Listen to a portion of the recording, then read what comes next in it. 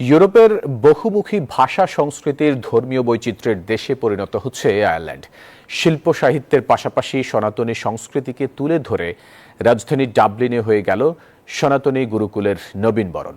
প্রাচীন ভাষা ও সংস্কৃতিকে তুলে ধরার এই আয়োজনে বাঙালিদের পাশাপাশি মুগ্ধ হন আইরিশরাও। ডাবলিন থেকে সমীর কুমার ধরের প্রতিবেদনে বিস্তারিত। 2018 সাল থেকে ই যোগী গুরুকুল জন্ম ডাবলিনে, যা এখন আয়ারল্যান্ডের ল্যাটারকিনি সহ অন্যান্য শহরে শাখা গড়ে উঠেছে। সনাতনী সংস্কৃতির সাথে জ্ঞান বিজ্ঞানের দিকে আলোকপাত করে থাকে এই ই যোগী। ই যোগী গুরুকুল হচ্ছে সনাতনীদের আদি শিক্ষা ব্যবস্থার একটি সংস্করণ। তারা অনলাইনের মাধ্যমে শিক্ষাদান করে থাকে।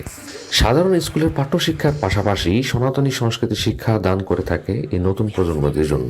উপস্থিত শিক্ষকরা বলেন যে প্রতিটা সন্তানের সফলতার পিছনে শতকরা 80 ভাগ থাকে পিতা মাতার অবদান, আর বাকি 20 ভাগ থাকে সন্তান তার নিজের মেধা এবং পরিশ্রমের ফসল। आपके पेरेंट्स के बीच में जो सनातन धर्म का, जो हिंदुइज्म का जो नॉलेज है, राइट्स हैं, रिचुअल्स हैं, ट्रेडिशंस हैं, जो भी है उसका जो गैप है, नॉलेज का गैप।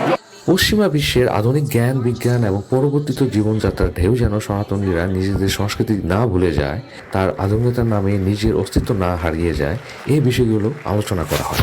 সংস্কৃত ভাষার যে একটা ইনফ্লুয়েন্স দেওয়া হচ্ছে, যে একটা শেখানোর মতো যে একটা মানে কি বলা হয় এনকারেজ করা হচ্ছে, সেটা কিন্তু আমার সত্যি ভালো লেগেছে। When you actually pronounce a sound or a letter of Sanskrit, সাংস্কৃতিক অনুষ্ঠান তো ছিলই, এর সাথে বিশেষভাবে জোর দেওয়া হয় আদি ভাষা সংস্কৃত ভাষার ব্যবহার নিয়ে।